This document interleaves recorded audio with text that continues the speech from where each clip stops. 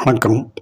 உலகெங்கிலும் உள்ள ஜோதிட ஆர்வலர்களே, ஜோதிட அபிமானிகளே, யூடியூப் நேயர்களே, மாதா பிதா குரு தெய்வம் அருளுடனும் பஞ்சபூதங்கள் நவக்கோள்களுடன் ஆசியுடனும் இந்திய நாள் இனிய நாளாக வாழ்த்தி இன்றைய தேடலில் 250வது பகுதியில் வானவழி பண்ண பிரபஞ்சத்தை, நட்சத்திரங்கள், நவகிரகங்களை பற்றி சிறிது சிந்திப்போம். எனவே கடந்த பதிவுகளில் வானவழி மண்டலத்தில் பிரபஞ்சங்களில் 12 பாவங்களை பற்றியும் சூரியனுடைய பூமியினுடைய சுழற்சியை பற்றியும் நாம் பார்த்து கொண்டிருந்தோம்.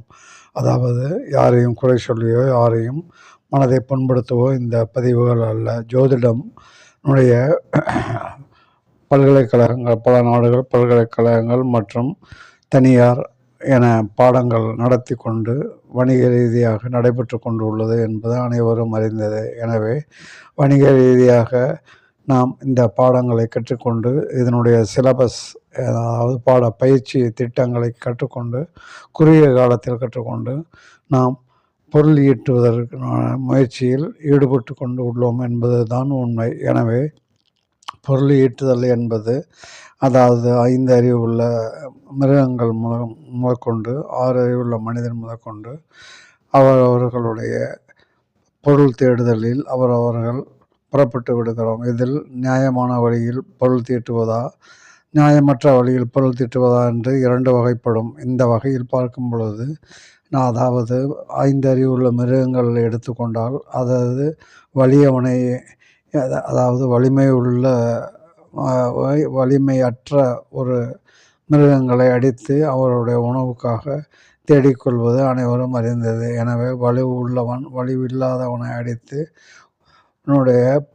அதாவது அவருடைய உணவுக்காக தேடும் மிருகங்களுடைய இதை நாம் கண்டு கொண்டு உள்ளோம். இந்த வகையில் பார்க்கும் பொழுது வலுவுள்ளவன் வலியில்லாதவன் என்று கிடையாது. அவரவர்களுடைய குறுக்கு வழியோ நேர் வழியோ, குறுக்கு வழியில் அதிகமான பொருள் ஈட்டுதலில் நடைபெறும் காலத்தை பார்க்கும் பொழுது நேர் வழியில் செல்பவர்களும் நம்மால் அதனுடன் போட்டி போட முடியவில்லை என்று அவர்களும் அந்த குறுக்கு வழியை தேட ஆரம்பித்து விடுகிறார்கள். ஆதி காலம் முதல் இந்த காலம் வரை மணிமந்திரம், ஔடதம், தட்சணை வைக்கும் அமௌண்ட், அதாவது வச்சனை, ஒரு பொருளாதார ரீதியாக அவர்களுடைய தகுந்த மாதிரி அவர்களுக்கு அனைத்து மருத்துவம் மற்றும் ஜோதிடம், மந்திரம் எல்லாம் வழங்க வேண்டும் என்று ஆதி காலத்தில் அந்த காலத்தினுடைய தேவைகள் பண்டமாற்று இருந்த காலத்தில் அவருடைய தேவைகள் குறைவாக இருந்தது. இன்று தேவைகள் அதிகமாக இருப்பதால் நாமும் கடந்த பல ஆண்டுகளாக இந்த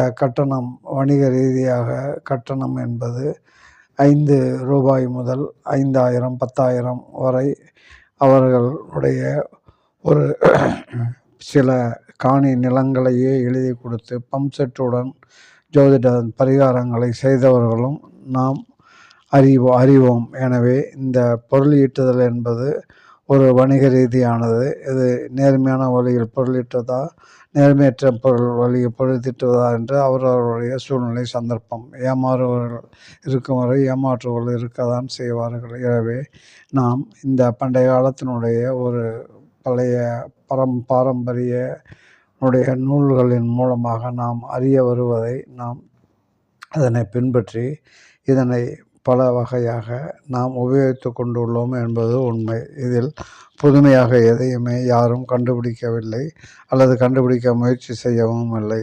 இந்த பாடத்திட்டங்களை பொறுத்தவரை பல முனிவர்கள், பல ரிஷிகள், பல யோகிகள் விட்டு சென்றதை பலர் மாதிரியாக வித்தியாசமாக கூறியுள்ளதை அரைத்தமாவியை அரைத்து கொள்வேன். ஏடறியேன் எழுத்தறியேன், பாடறியேன் பாடறிவேன், படிப்பறிவேன், பள்ளிக்கூடம் தானறியேன், ஏடறியேன் எழுத்தறிவேன், இலக்கணமும் நான் அறியேன். எனவே பல முனிவர்கள், அதாவது நவபாசானத்தை செய்த போகர் முதல் அகத்தியர் முதல் பல ரிஷிகளும் முனிவர்களும் விட்டு சென்ற இந்த பல அரிய கலைகளை நாம் பின்பற்றி வருகிறோம் என்பது உண்மை.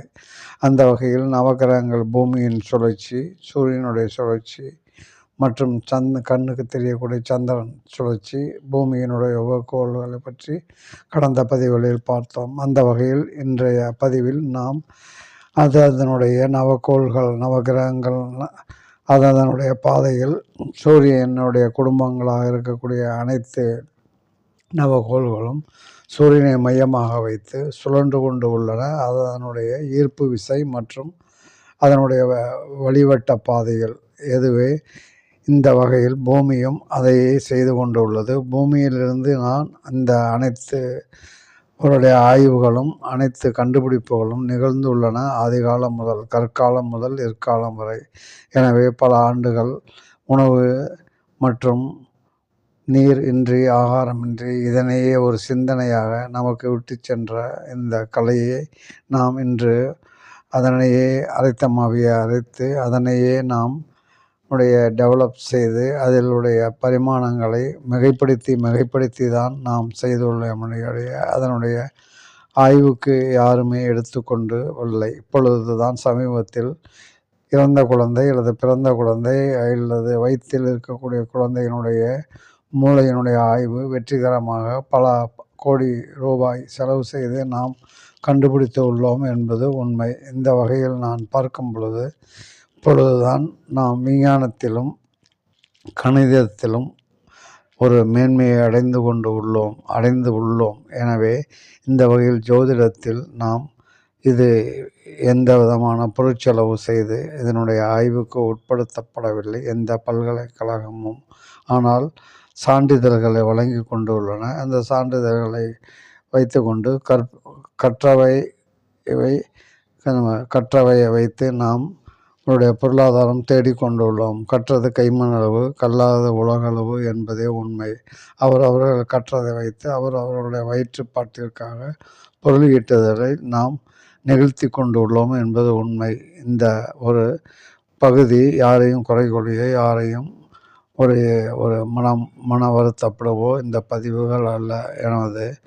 என்னுடைய பதிவுகள் பூமியினுடைய சுழற்சியானது பூமிக்கு வெளிவட்ட பாதையில் இருக்கக்கூடிய அனைத்து நட்சத்திரங்களும் மற்றும் அந்த நட்சத்திரங்களுடைய கூட்டங்களில் மத்தியில் நம்ம ஒளி பூமியை நேரடியாக வந்து அடைகிறது அல்லது அருகாமையில் உள்ள சந்திரன் அல்லது செவ்வாய் பூமியினுடைய அடுத்த உள்ள சுற்றில் உள்ள சந்திரன் மூலமாகவோ அல்லது செவ்வாய் மூலமாகவோ நம்மை வந்து அடைகின்றனது என்பதுதான் உண்மை.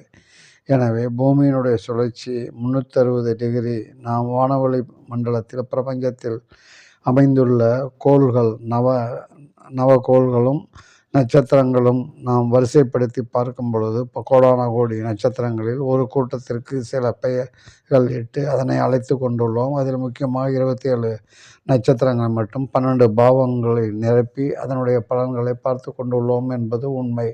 இந்த வகையில் பார்க்கும் பொழுது இந்த 12 பாவங்களில் 27 நட்சத்திரங்கள் மட்டும்தானா என்றால் இல்லை. பல ஆயிரம் கோடிகள் லட்சம் கோடான கோடி நட்சத்திரங்கள் விண்வெளியில் வானவெளி மண்டலத்தில் பிரபஞ்சத்தில் சஞ்சரித்து கொண்டுள்ள ஒளி அனைத்தும் ஒளி உள்ளவை. சூரியன் துவங்கி அனைத்து சூரியனிலிருந்து பிரிந்த வெகு தூரத்தில் இருக்கக்கூடிய சனி மற்றும் குரு அதனுடைய ஒளி நேரடியாகவோ பூமியவோ அல்லது சந்திரன் அல்லது செவ்வாய் பூமிக்கு அருகில் உள்ள கிரகங்கள் மூலமாகவும் வழியில் அந்த ஒளி ஊடுருவும் அனைத்து நட்சத்திரங்கள் மூலமாகவும் நம்மை வந்து அடைகிறது என்பது தான் உண்மை.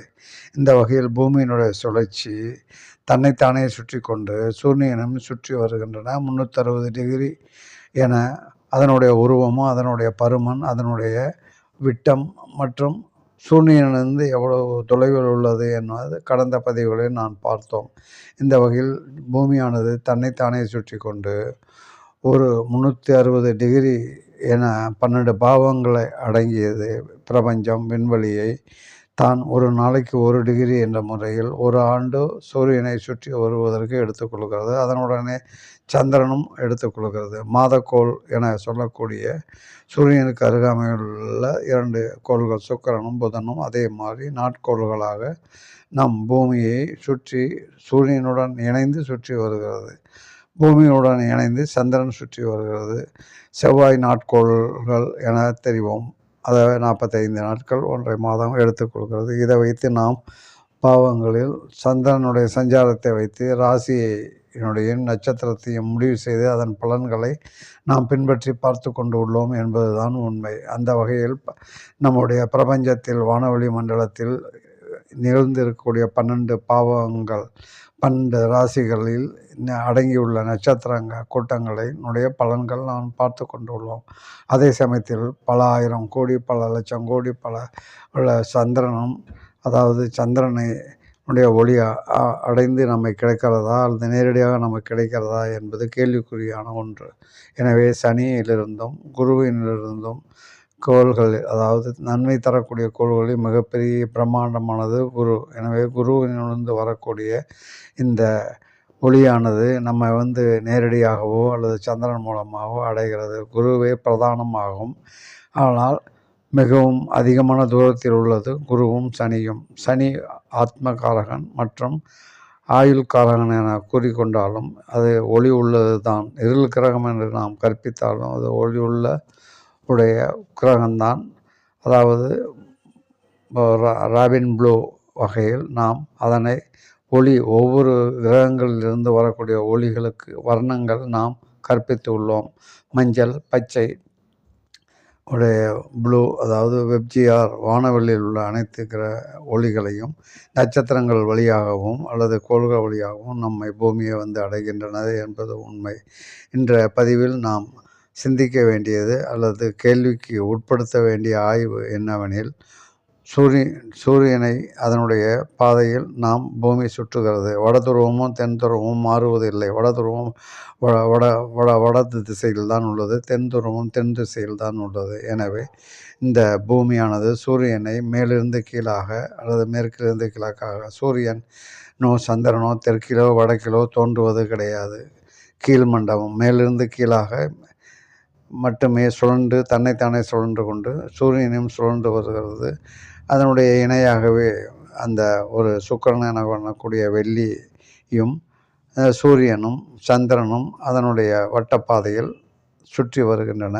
நாம் இதனை மேலிருந்து தட்சிணாயனம் உத்தராயணம் இந்த வகையில் தான் ஏற்படுகிறது. பூமியினுடைய சாய்வு நிலையில் சிறிது, அதாவது 6 மாதங்களுடைய சாய்வு நிலை திரும்பவும் நேர்நிலைக்கு கதிக்கு வரும்போது பூமத்திய ரேகையினுடைய வேறுபாடுகள், தென் துருவம் நோக்கி சாய்தலும் வடதுருவம் நோக்கி சாய்தலும் ஏற்படுவது. சூரியனுடைய நம் ஒளியானது வடக்கு கோடியிலிருந்து 6 மாதங்கள் திரும்பவும் தெற்கு கோடியிலிருந்து 6 மாதங்களும் நமக்கு தோன்றுகின்றன. இது தட்சிணாயனம் உத்தராயணம் என்று கூறுகிறார்கள். ஆக மொத்தம் பூமியினுடைய வடதுருவமோ தென் துருவமோ இணைவதில்லை.